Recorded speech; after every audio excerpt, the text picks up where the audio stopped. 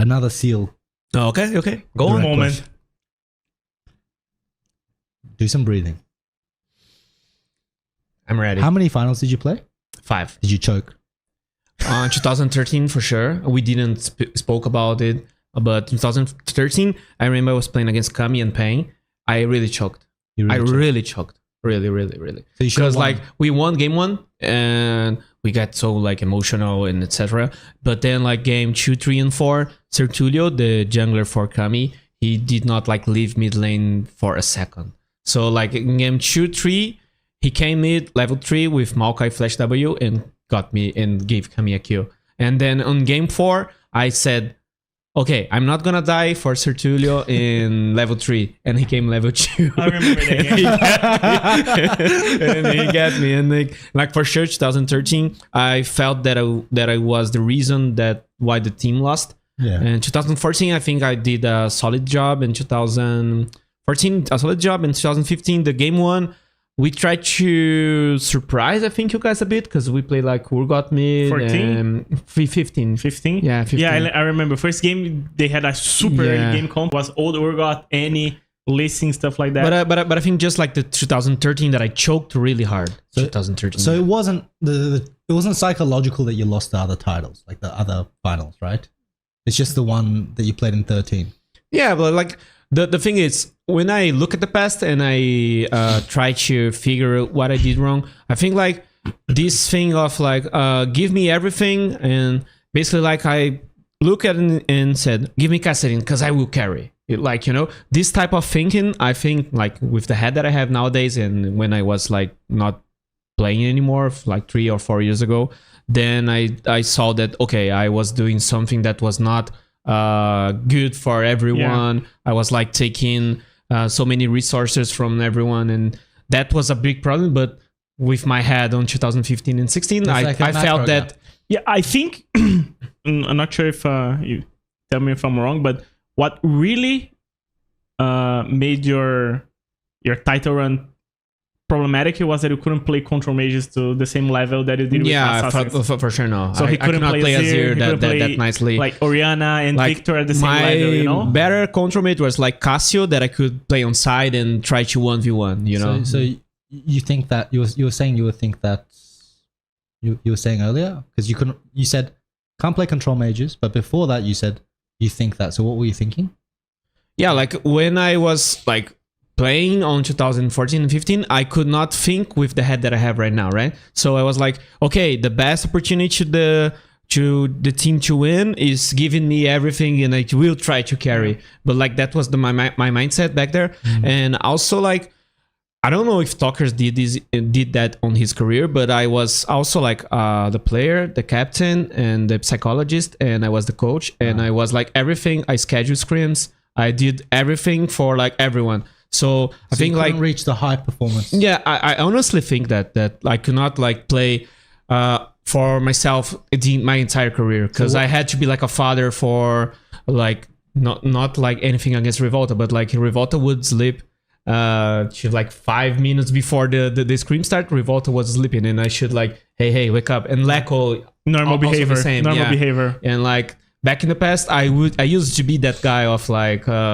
Guys, it's a job, let's go, you know, and people were not like very happy, that committed. So do you think there were some finals you lost because of draft?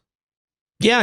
Because like there's one game out of my mind that I can tell right away. But you had the Corky and Zed one. Yeah, I know. You had a Bayshul, and you had a Baxiel, and you had Peter, and you had who? I have in 2016, not me.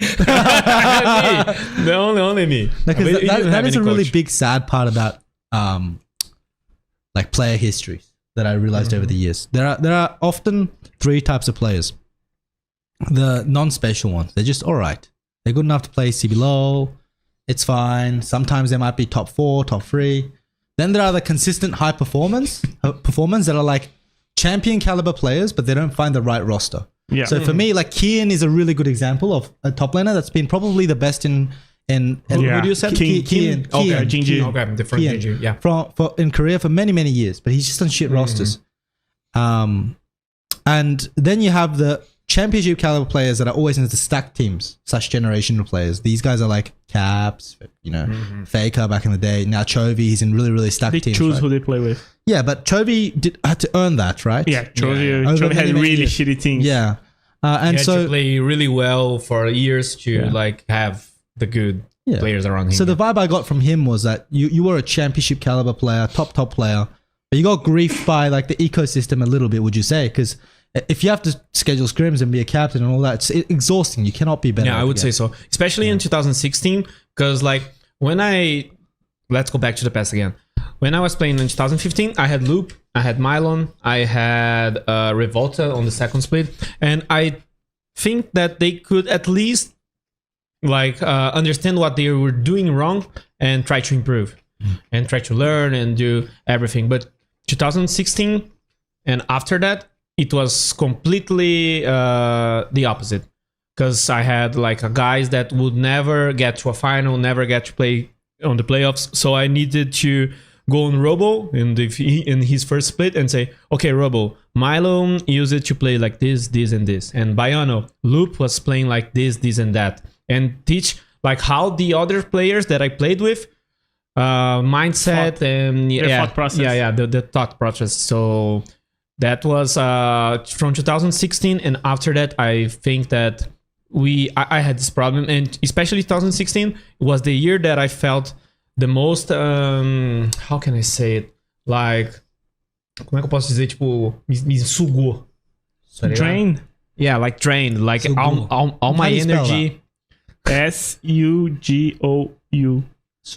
Sugo, yeah. Like all my energy was like drained for helping everyone and doing everything for everyone. We got to a final, but and on the second split to a semifinals, but that was it. Like I could not have another year like that once again. Yeah, but if you think about it, what do you think happened then on 2017? Because 2017 he had the Boxel, yeah, Revolta as a jungler, Yang as top laner, which had just come from Worlds with like really high performance.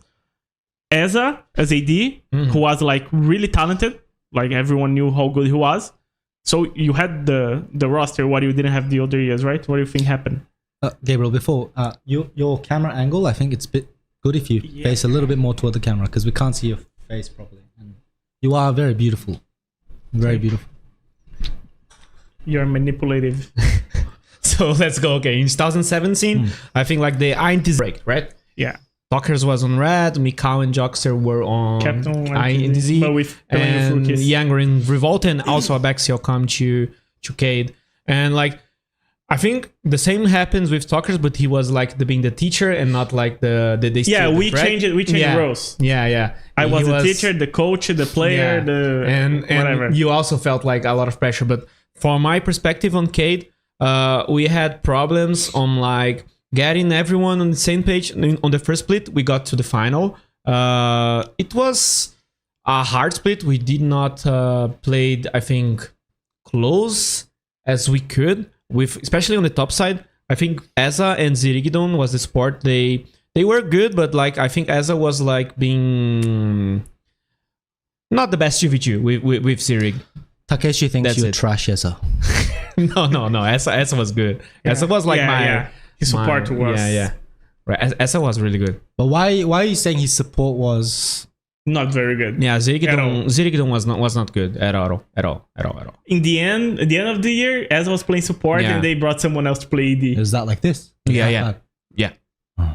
So yeah, and like on 2017, Revolta came, and things that nowadays seems like pretty obvious and pretty like simple.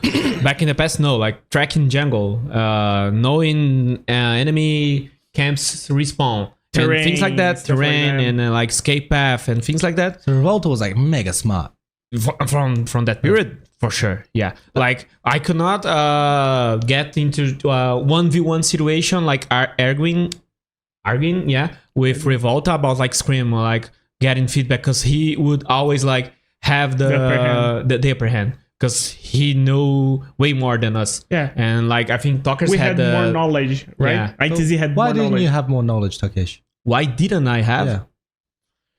Dude, I think like in 2016, I just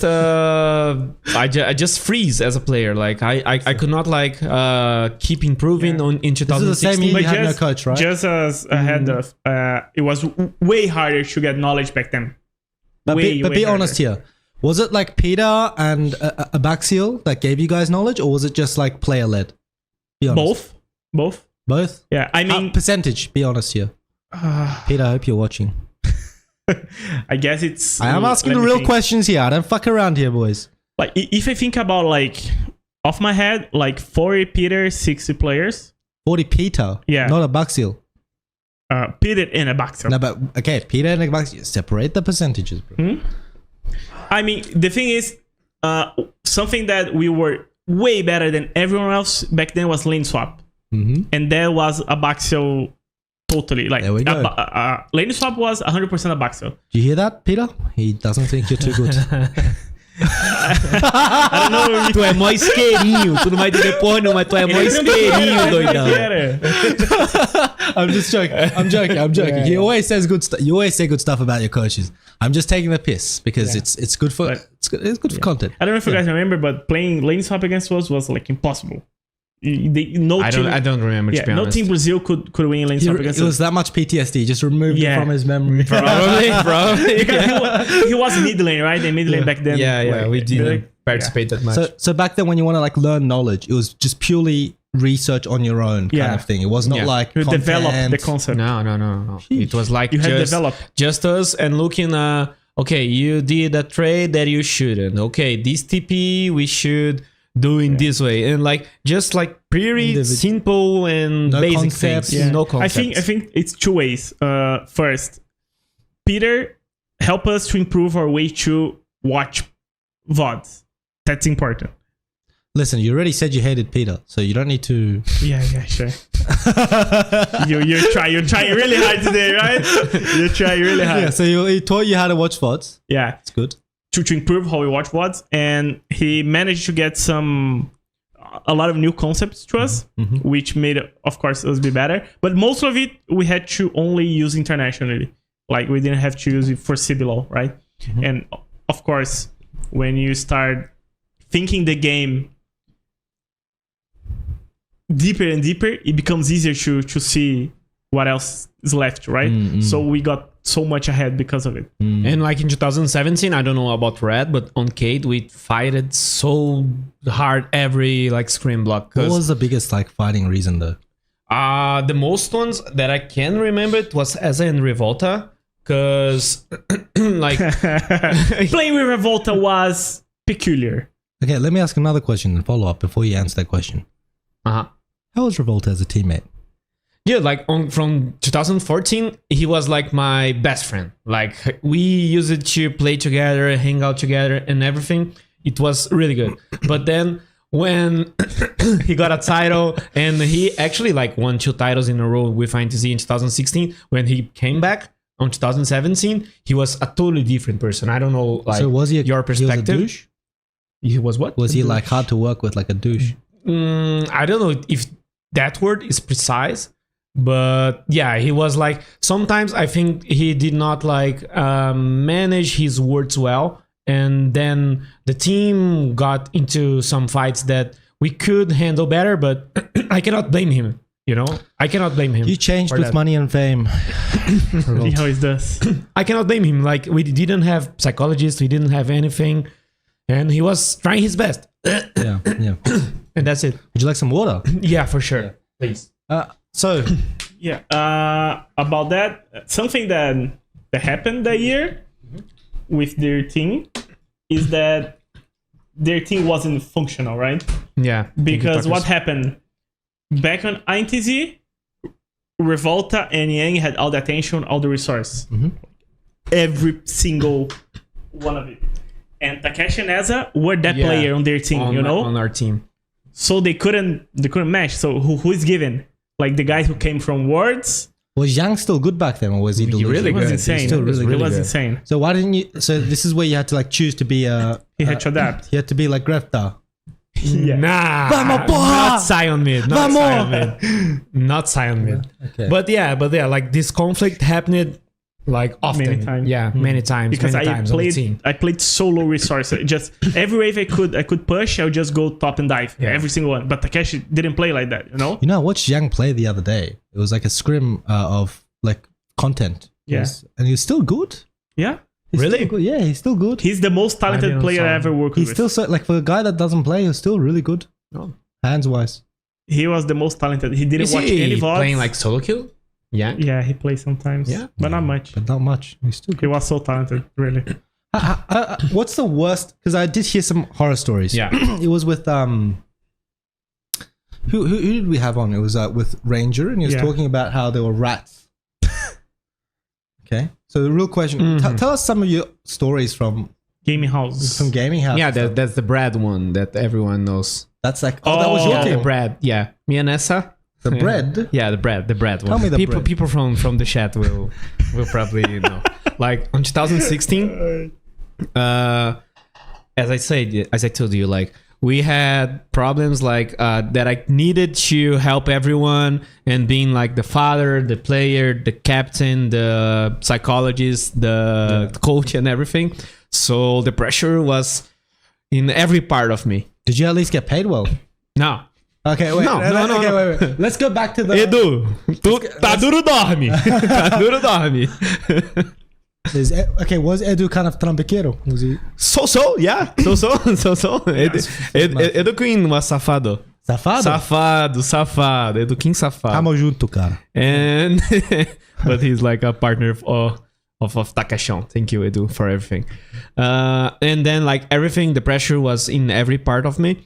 And like as I told you, I had to be a psychologist, the father, the captain, etc. And Essa, from nowhere, he found like bread that was like staying there for like 3 or 4 days, and the bread is like a stone, Okay. you know.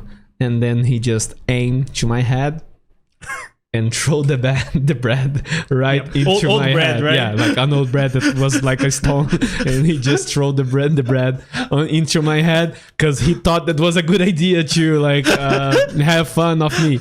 And like that was like 2 or 3 days before the finals, and I just looked at him and said every bad word that I knew.